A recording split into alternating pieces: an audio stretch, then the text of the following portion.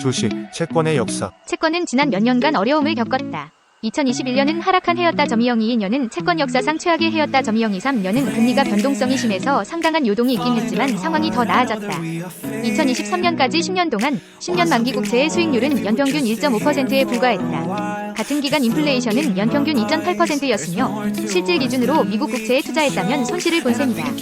같은 기간 현금 3개월 만기 국채 위수익률은 연평균 1.3%로 국채와 거의 비슷했다. 10년 기간 대부분 동안 연준의 기준 금리가 0%였다는 점을 고려하면 꽤 인상적이다. 현금은 3년 연속 채권을 앞질렀다. 좋은 소식은 이번 채권 투매 과정에서 주식이 제 역할을 했다는 것이다. 2021년 약세장에도 불구하고 S&P 500은 2021에서 2023년 총 32% 이상 상승해 연평균 10% 안팎의 수익률을 기록했다. 한 자산이 저조한 실적을 기록했지만 다른 두 자산이 그 부진을 만회했다. 이것이 다각화의 묘미다. 지금 당장은 채권을 탓하기 쉽지만 주식시장이 녹다운되는 동안 채권이 상황을 보완해주었던 적이 있다. 2000년부터 2011년까지 S&P 500은 연평균 0.5%로 거의 움직이지 못했다. 인플레이션을 감안하면 이 잃어버린 10년 동안 실질 기준으로 연평균 2%의 손실을 기록했다. 이 기간 동안 현금은 연평균 2.3%의 수익률로 괜찮았다. 그러나 금융시장에 허리케인이 닥쳤을 때 안전벨트가 되어준 것은 10년 만기 국채로 22년 동안 연평균 7.2% 이상의 수익률을 기록했다. 때때로 불현듯 떠오르는 것은 현금이었다.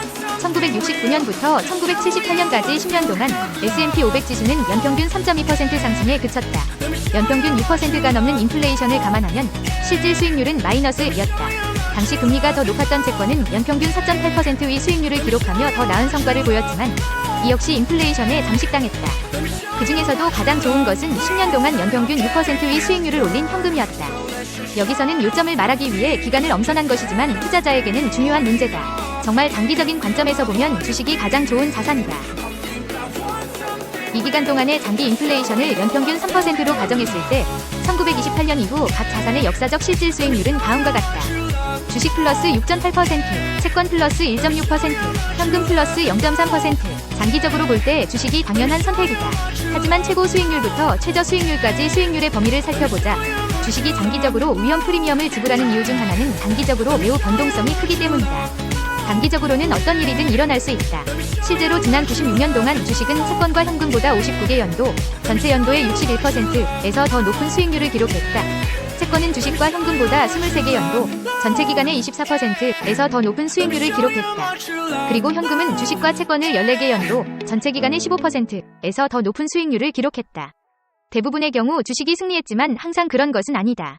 지난 10년 동안 채권이 그토록 힘든 시기를 보냈던 이유 중 하나는 금리가 너무 낮았기 때문이다. 2014년부터 2023년까지 10년 동안 평균 금리는 2%가 조금 넘었다.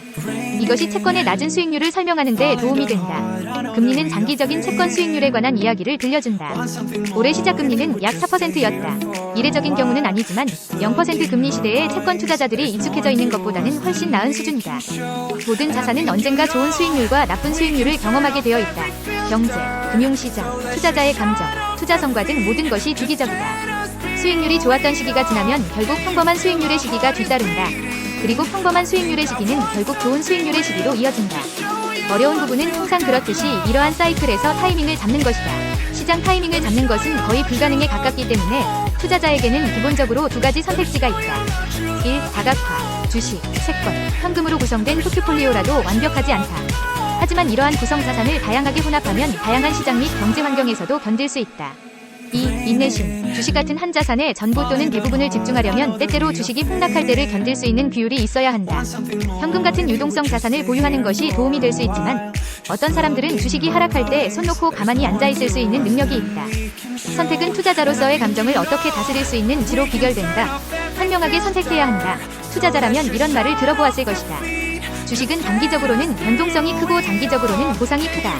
채권은 변동성이 적지만 좋음, 보상도 적다, 나쁨, 위험과 보상 사이의 투자의 환급률을 보여주는 완벽한 예다. 아래에서 살펴볼 두 차트는 주식과 채권의 행동을 훌륭하게 보여준다. 먼저 채권에 대한 기준을 알아보자. 아래 차트는 1976년부터 2022년까지 채권 데이터, 블룸버그 미국 총채권 지수를 보여준다. 회색 막대는 전체 연도에서 채권 지수의 수익률을 보여준다. 빨간 점은 연중 최대 하락폭을 보여준다. 예를 들어 1997년을 살펴보자. 채권 지수는 10% 상승하며 한 해를 마쳤다. 그러나 연중 최고치에서 마이너스 2% 하락했다.